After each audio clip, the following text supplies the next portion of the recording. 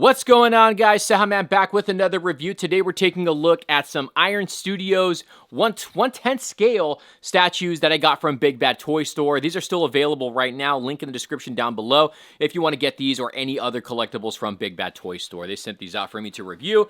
So right here on the left, we have the BVS, not BVS. Well, I guess it could, yeah, it's BVS, or it could be considered the Justice League Zack Snyder version, but I don't, yeah, it is. This is the Justice League version of Knightmare Batman. So we have Knightmare Batman here, and we have modern Batman on the right from the film The Flash. This is the Michael Keaton version. This is a larger box. So right here, we'll look at this, the Knightmare Batman first. So you got him right here. It says DC Worlds to collect.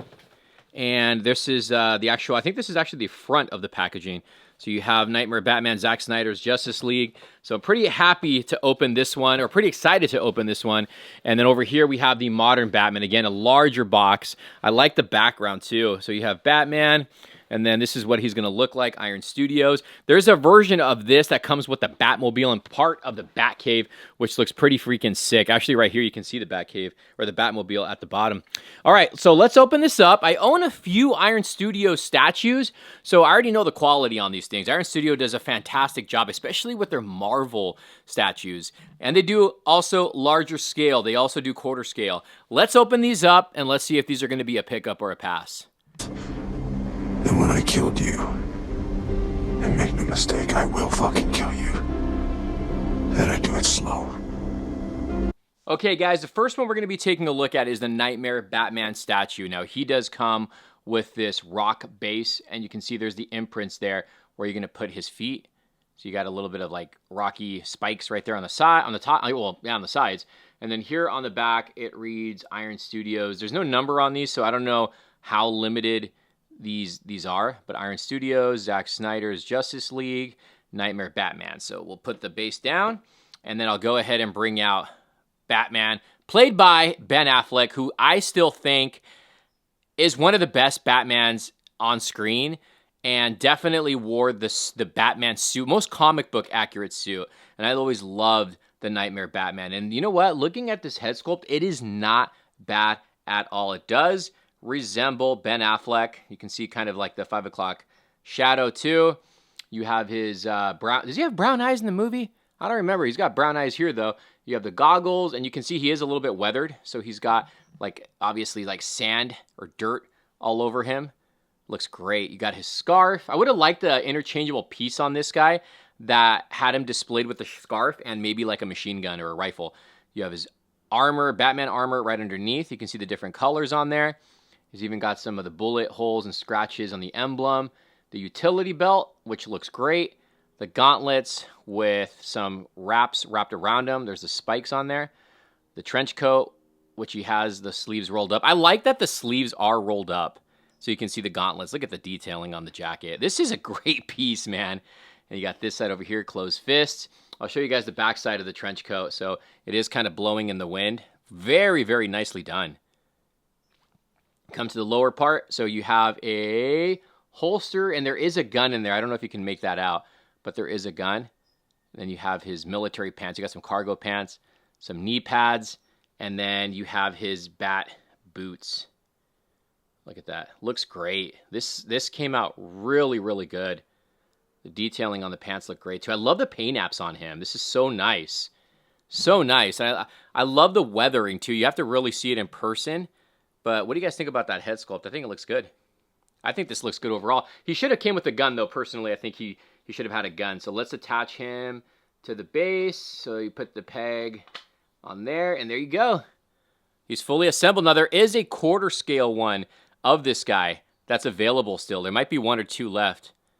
But there he is. Batman, Justice League, Zack Snyder. All right, let's move this to the side. And now we're going to bring out the Flash modern Batman. Yeah. I'm Batman. And now this guy here, this guy came with a bigger box, and I can see why. I mean, first off, you get this ginormous base here. Look at that. It looks like it's part of the Batcave. You got the 89 Bat emblem there. You got the floor here. That's the area we're going to put his foot. And then you have pieces of the Batcave in the back, which is very nicely sculpted too. I'll show you guys the side, so you can see the sides of the base. All these little knobs and panels. Look at that. Oh, this looks so good. There's the back of it, of the cave, all the way around. Dude, this is so cool. I forgot that he came with such a large base. And then we come to the bottom, and we have DC Batman Iron Studios. It doesn't mention anything about the Flash on the base. So very nice base. It's got some weight to it too. All right, now Batman, this one does come with some interchangeable parts. I'll show you here. First off, I was worried on how this was going to look. The unmasked Michael Keaton head sculpt. You want to get nuts? Let's get nuts.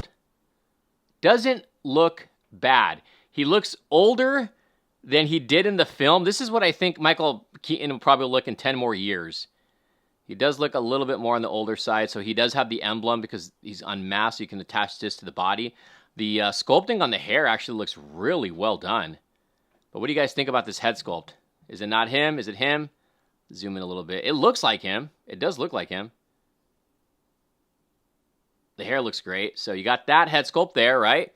And then there is the cowled version of the head sculpt. Look at that. That looks good. The mouth. I'm going to be honest with you though. The mouthpiece doesn't really look like Keaton, but they did do the wrinkles, man. They did my boy dirty. Look at all those wrinkles. Like, I like the cowl on this. I've always loved the cowl. So here it is, full cowled up. Look at the detailing on that. There's the backside. Oh yeah, this is beautiful. This is beautiful. So what we're gonna do is let's go ahead and bring out the body of this Batman statue. Show you guys right here.